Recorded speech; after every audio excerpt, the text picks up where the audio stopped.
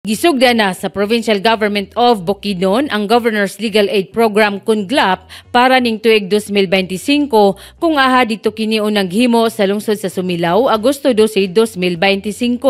So ang referral system nato karon is isa na siya. Bali na nagid tay flowchart sa kung unsay mahitabo kung na magaling moduol sa tuang barangay, labi na sa tuang barangay kay mo una gaduulan sa atuang mga victims. Kabalo na ang atuang barangay kung asa sila nila i-refer ang victims. So kung nagkadugo, dito nila diretso sa MHO or sa hospital.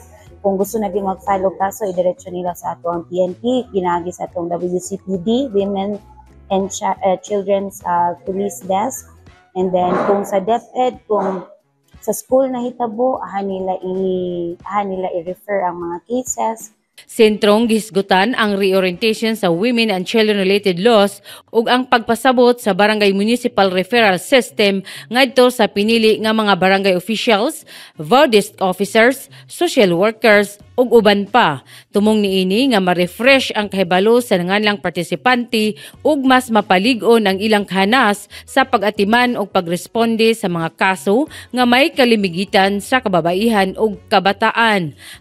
Naatay VAUC, naatay juvenile justice, naatay child abuse, adoption. So muna silang atuang natay anti-rape law, muna atong mga basic na laws nga i-discuss, and then kung naay mga gusto pa nga balaod nga i-discuss sa munisipyo, amo gyapon na siyang ilugan.